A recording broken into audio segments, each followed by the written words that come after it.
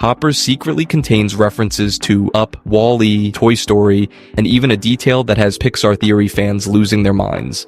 But that's not the craziest thing hidden in this movie. Some scenes were so disturbing that Pixar actually toned them down after test audiences reacted badly. When Mabel goes door to door collecting signatures for her petition, she stops at one house where a small puppy greets her at the door. That design actually comes from the Doug Days series, set after Up, where Doug spends time with a group of puppies that are as chaotic as they are adorable. One of the posters shows the insect queen on Mabel's face, accompanied by the phrase, "Nature cannot be silenced." Do you get the joke? It turns out it's a nod to the poster for the film, The Silence of the Lambs. If you're a Pixar fan, you already know there's one Easter egg that somehow finds its way into almost every movie: the Pizza Planet truck. Whether it's a real vehicle, a toy, an asteroid, or hidden somewhere in the background, Pixar's famous truck is practically impossible to escape, and Hopper's is no exception. Early in the film, inside the display case at Mabel's school, you can spot a miniature version of the iconic truck sitting among the other exhibits. It's a blink and you'll miss it detail, but longtime Pixar fans immediately recognized it. After all, finding the Pizza Planet truck has become something of a tradition for viewers, and Pixar clearly wasn't about to break that tradition now. But the Pizza Planet truck isn't the only Pixar callback hidden in that display case. Look closely, and you'll also spot a toy train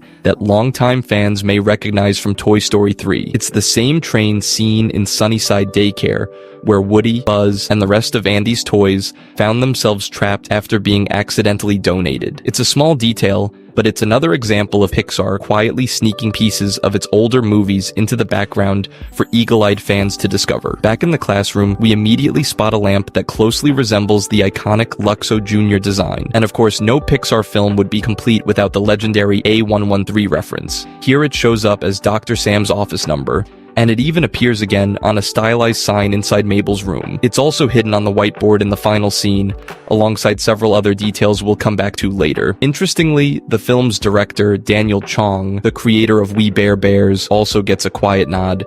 Figures of his characters can actually be spotted inside Mabel's room. Inside Dr. Sam's office, we also notice framed beetle illustrations. According to Pixar's own behind-the-scenes documentary, this is a subtle reference to The Good Dinosaur, and several sequences in the film pull inspiration from classic horror. The birds attacking the mayor's car clearly reference Hitchcock's The Birds. Meanwhile, Titus emerging from his chrysalis echoes The Fly. At one point, early drafts even included the Exorcist-style contortions, but test audiences found those scenes too intense, especially for younger viewers, so they were toned down. Even so, the film still has its unsettling moments. Titus eventually becomes completely unhinged, and is ultimately devoured near the end, making him one of Pixar's more shocking villain deaths. Early on, the robotic animal at the center of the story was supposed to be a penguin, but Pete Docter shut that idea down with a simple line: "I don't think the world needs another animated penguin movie." That single comment changed everything. The focus shifted to beavers instead, and the more the team researched them, the more perfect the choice became. Beavers aren't just animals, they're ecosystem engineers. Their dams create wetlands, improve water quality, and support entire habitats. It wasn't random, it was science-driven storytelling. Now let's talk about the Insect Queen. The filmmakers wanted her personality to feel powerful, commanding, almost intimidating, and during development they kept comparing her presence to Meryl Streep, so they actually reached out to her, and surprisingly, she agreed to voice the character. What makes this even more interesting is that it's not her first time voicing an Insect Queen. She previously played the Ant Queen in The Ant Bully 2 decades earlier. Because the film involves a human consciousness entering an animal body, comparisons to Avatar were inevitable, but the filmmakers actually describe it as a mix of nature documentaries, Avatar, and Mission Impossible, because of the infiltration, the survival, and the constant danger. When George explains how he became king, it's almost impossible not to think of the Lion King, a usurping uncle, a rightful heir in exile, and a return to reclaim the throne. The only difference? In George's case, his father didn't die. My dad tried to start a new family, and Uncle sought to usurp him. The Twig Wars began.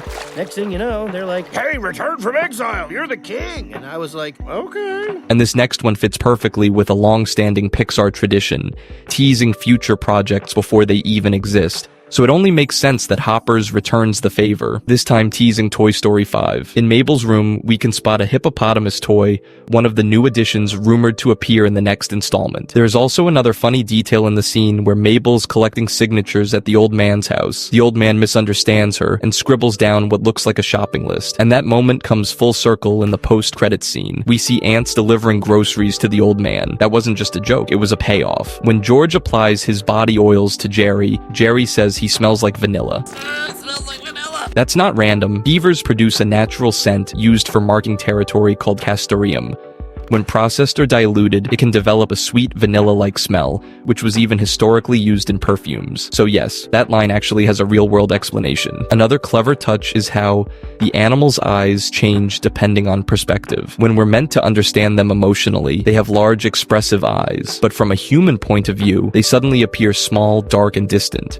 A stylistic choice inspired by Pompoko, which uses shifting visual language to change how audiences perceive its characters. Originally, Mabel's grandmother wasn't even part of the story. In early drafts, she simply didn't exist at all, but everything changed after test screenings. When audiences watched Mabel confronting the mayor about destroying the Glade, many didn't fully understand her emotional drive. Some felt she was too aggressive, even chaotic, so Pixar made a major change. They added the grandmother. Look after this place, okay? And just like that, everything clicked. The audience now understood where Mabel's anger comes from, and why she fights so hard to protect the forest. Even more importantly, the grandmother gives her a grounding perspective.